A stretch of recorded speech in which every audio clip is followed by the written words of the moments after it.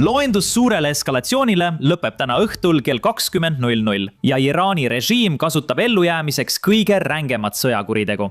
Näite, selle asemel, et avada Hormuzi väin, teevad Iraani komandörid midagi mõeldamatut. Nad edastavad meeleheitlikke palveid otse-eetris riigitelevisioonis, kutsudes noori lapsi ja relvastamata üliõpilasi moodustama inimkette nende sildade ja elektrijaamade ümber.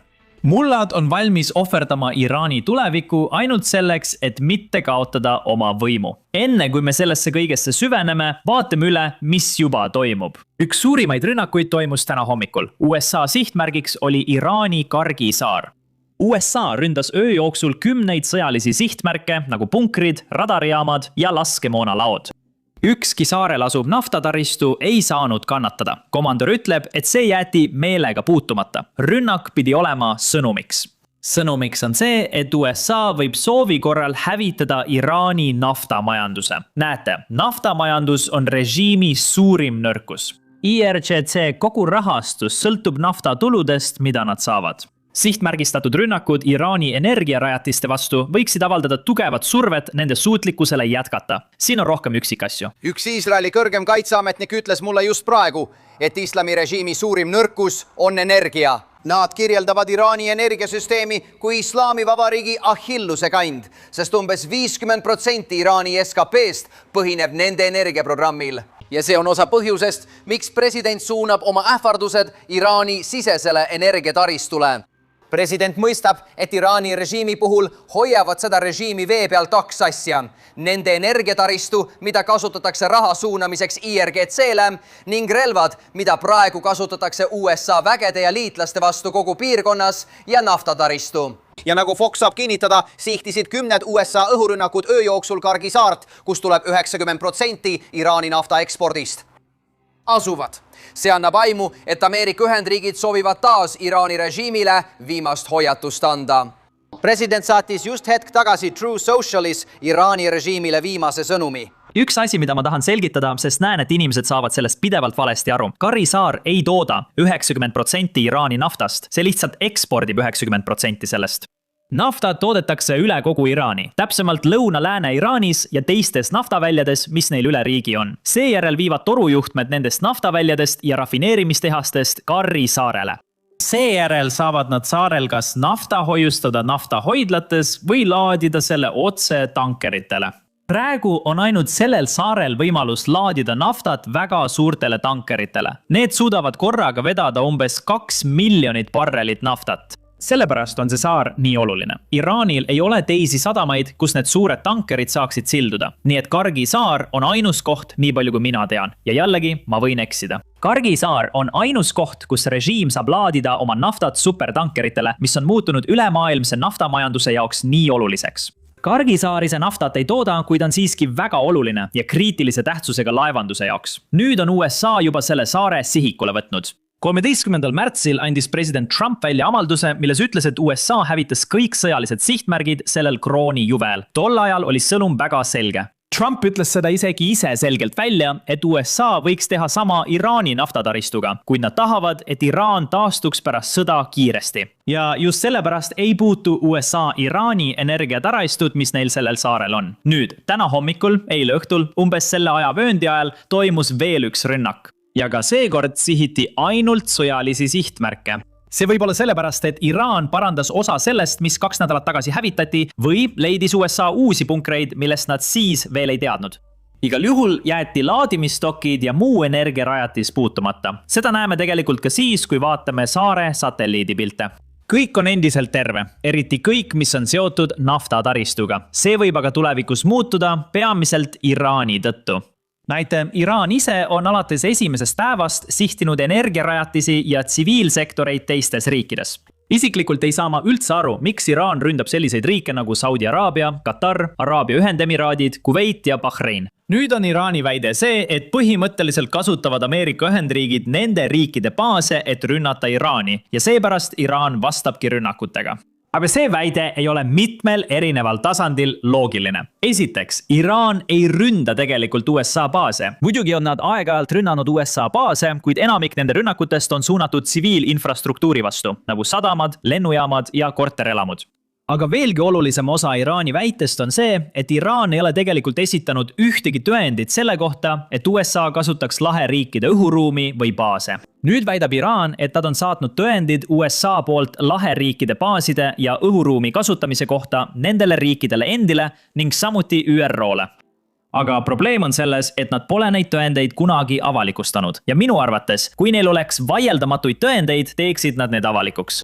Iraan teab, et nende ainus võimalus ellu jääda on võita propagandasõda. Ja kui neil oleks tõendeid, mis suudaksid maailma veenda, et nende rünnakud on mõistlikud, teeksid nad need avalikuks. Minu arvates neil tegelikult pole neid tõendeid ja seepärast nad lihtsalt esitavad väiteid, aga ei toeta neid tõenditega. Nüüd, lisaks Iraani väidetele eitavad laheriigid tegelikult, et nad on andnud USA-le loa kasutada oma õhuruumi ja baase. Tegelikult teadsime seda juba enne seda. Need riigid ütlesid avalikult, et nad ei kavatse sellist luba anda. Kuid hoolimata sellest hakkas Iraan juba esimesel päeval ründama kortermaju, Iraan hakkas ründama lennujaamu kõigis neis riikides.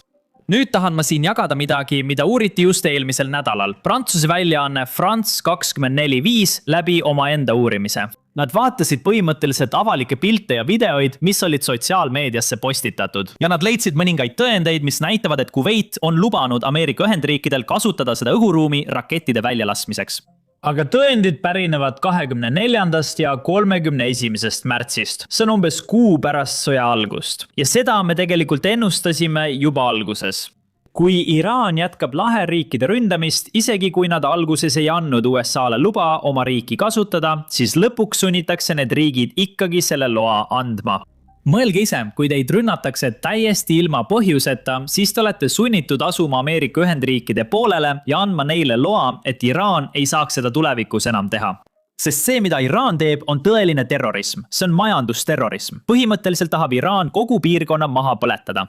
Nii et need riigid avaldavad Ameerika Ühendriikidele survet ja siis Ameerika Ühendriigid sisuliselt lõpetavad sõja Iraani vastu. Veel üks põhjus, mis toetab seda väidet, et Iraan tegeleb sisuliselt majandusterrorismiga, on see, et nad ründavad Omaani, riiki, kus tegelikult ei ole ühtegi USA sõjaväebaasi. Ja lisaks sellele on Omaan riik, mis on avalikult Iraani meelne ja sellest hoolimata on Iraan Omaani korduvalt rünnanud. See on sellepärast, et nende strateegia on põhimõtteliselt avaldada survet igale riigile Pärsia lahe piirkonnas, sest need riigid on väga ainulaadses olukorras. Näite, paljudes neist riikidest on monarhiad või tegelikult peaaegu kõigis neist riikidest on monarhia, kuid neil on ka elanikkond, kes on väga Iisraeli vastane. Seega ei saa need riigid avalikult sekkuda sõtta, kus Iisrael võitleb Iraani vastu, sest nende enda elanikkond saab väga vihaseks. Ja just sellepärast Iraan sihibki neid riike, mitte teisi riike, sest Türgis on samuti USA baas. Miks Iraan siis Türgit ei sihi? Sest Iraan teab, et kui Türgi sellesse sõtta sekkub, siis ei jää Iraanil ühtegi riiki, kes teda diplomaatilisel rindel kataks. Iraan võiks sihtida ka Aserbaidžaani, aga me teame, et Iraan kardab seda teha, sest Aserbaidžaanil on piisavalt poliitilist tahet sekkuda, kui Iraan jätkab sihtimist. Ja lisaks sellele saatis Iraan selle sõja alguses kogemata 2 raketti Aserbaidžaani õhuruumi. Ja siis väga kiiresti läks Iraani president otse-eetris televisiooni ja vabandas Aserbaidžaani presidendi ees. Nii et Iraan kardab tõesti Aserbaidžaani, sest nad teavad, et Aserbaidžaanil on poliitiline tahe sekkuda. Ja ta teab ka, et Pärsia lahe riikidel tegelikult puudub poliitiline tahe. Või õigemini, nad on vähem tõenäoliselt valmis sekkuma oma sisepoliitilise olukorra tõttu. Ja just sellepärast Iraan jätkabki Pärsia lahe riikide ründamist. Põhjus, miks ma nimetan seda majandusterrorismiks, on see, et esimeses maailmasõjas, kui Saksamaa kuulutas Prantsusmaale sõja, kuid ründas neutraalset riiki, kui ta ründas Belgiat, nõustus kogu maailm, et see oli vale. Sa ei saa rünnata neutraalset riiki lihtsalt sellepärast, et oled sõjas teise riigiga. Noh, see olukord on sellele üsna sarnane, sest Pärsia lahe riigid ei andnud USA-le luba oma territooriumi kasutada ja Iraan hakkas neid ikkagi ründama. Ja lisaks sellele ei sihtinud Iraan ainult USA baase nendes riikides. See hakkas ründama hooneid, lennujaamu, sadamaid. Need on selgelt tsiviiltaristu objektid. Ja meil on videomaterjal, kuidas Iraani droonid tabasid kõiki neid juba esimesel päeval. Nii et võib väita, et Iraanil polnud muud valikut. Nende sõjaline jõud on nõrgem, seega ei saa nad USA ja Iisraeliga otse vastu astuda. Seetõttu ründavad nad väiksemaid riike, kuid isegi see argument ei muuda fakti, et see, mida Iraan teeb, on terrorism. Iga kord, kui ma selle argumendi üles võtan, tuuakse mulle vastu, et USA ründas sõja esimesel päeval Iraanis tüdrukute kooli. Ja ma nõustun, see, mida USA tegi, oli vale. aga me peame meeles pidama, et kontekst on siin oluline. USA on teinud Iraanis üle 13 000 õhurünnaku, oli üks viga. Ja lisaks sellele uurimine, mis näitas, et just USA rakett tabas seda kooli. Seesama uurimine toob aga välja ka selle, et 2012 aastal oli satelliidipiltidelt näha, et see hoone oli osa Iraani sõjaväebaasist, mis asub siiani samas piirkonnas. Pärast aastat 2012 eemaldati see hoone sõjaväebaasist ja sellest tehti kool, kus, nagu sa tead, õppisid väikesed lapsed, kui rünnak toimus. See on seletus. See ei ole vabandus, sest see, mis juhtus, oli vale. See ei tohiks enam korduda. Ja USA sõjavägi peaks tagama, et sellised asjad ei korduks selles sõjas ikka ja jälle. Kuid see viitab siin ka ühele olulisele asjale. USA vaatenurgast oli see üks eksimus. See ei olnud strateegia ja sellepärast pole see enam kordunud. Iraani vaatenurgast ei ole see viga, et nad ründavad kortermaju, lennujaamu ja sadamaid. See on midagi, mida Iraan teeb meelega, sest see ongi nende kogu strateegia. Ja hoolimata sellest on endiselt inimesi, kes ei ole nõus tunnistama, et see, mida Iraan teeb Pärsia lahe riikidele, on terrorism. Ja samal ajal hukatakse režiimi poolt ka omaenda kodanikke. Vaadake ise. Alles eile õhtul poos Iraan üles 2 üliõpilast, kes osalesid jaanuarikuu protestidel. See tähendab, et nüüdseks on hukatud juba üle 10 inimese, mõned neist avalikult alates selle sõja algusest. Kõik need inimesed olid Iraani väitel osa jaanuarikuu režiimi vastastest protestidest. See on see riik, mida mõned inimesed Ameerika Ühendriikides kaitsevad. Samal ajal ei tahtnud nad ise sinna riiki minna. Ja tead, mis veel? Samal ajal, kui Iraan hukkab oma enda inimesi, suurendab ta ka oma majanduslikku terrorismi. Iraan ründas just Saudi Araabia suurimat naftakeemia kompleksi. See kompleks on osa tööstuslinnast, mis annab 7% Saudi Araabia kogu SKP-st. Selgelt on tegemist väga olulise tsiviilsektoriga, tsiviiltööstuslinnaga ja hoolimata sellest ründab Iraan seda ning võtab avalikult vastutuse. Nad ei eita seda enam isegi mitte. Ja Iraani põhjendus on see, et Iisrael ründas Iraani naftakeemia tehast. Sellepärast ründab Iraan vastuseks Saudi naftakeemia tehast. Kuidas see loogiline on? Sest Saudi Araabia ei ole üldse Iisraeli liitlane. Nad ei ole isegi Abramsi kokkuleppe osa. Ja lisaks sellele ei ole neil isegi diplomaatilisi suhteid Iisraeliga. Iisraelil ei ole saatkonda Saudi Araabias ja Saudi Araabial ei ole saatkonda Iisraelis. Ja hoolimata sellest, kui Iisrael ründab Iraani tehast, siis Iraan vastab hävitades Saudi tehase. Kuidas see üldse loogiline on? Keegi selgitas seda mulle kommentaarides. Nüüd teemat vahetades, 2 päeva tagasi andis president Trump Iraanile veel ühe 48-tunnise ultimaatumi. Põhimõtteliselt ütles see ultimaatum. Avage Hormuzi väin teisipäevaks kell 20:00 idaranniku aja järgi või hakkavad Iraani elektrijaamad ja sillad pommitamise alla sattuma. Iraani lahendus sellele ultimaatumile oli mitte läbi rääkida. Selle asemel kutsusid nad oma noored õpilased ja lapsed üles moodustama inimkette elektrijaamade ja sildade ümber, kasutades neid sisuliselt inimkilbina. See ei ole midagi, mida ma lihtsalt välja mõtlen. Seda näitab Iraan ise oma riigi televisioonis. Kuulake ise. Homme moodustatakse üle kogu riigi elektrijaamade ümber noorte inimkette. Ali Reza Rahimi, noorte ülemnõukogu sekretär, on pärast rahva ettepanekuid kutsunud loovaid, sportlikke ja kultuuritegelasi selle inimketiga ühinema. Kell 14 elektrijaamade lähedal. Kutsun kõiki noori, sportlasi, kunstnikke, üliõpilasi ja õppejõude homme, teisipäeval kell 14. Elektrijaamade lähedal, mis on meie investeeringud. See on meie kapital. Mis puudutab poliitilisi veendumusi, siis koguneme siia. Need on meie rikkus ja varad. Noored kogunevad. See kontrast on väga sünge. Ameerika Ühendriigid riskisid just sadade sõdurite eludega ja sadade miljonite dollarite väärtuses varustusega, et päästa üks õhuväelane, kes oli Iraanis lõksus.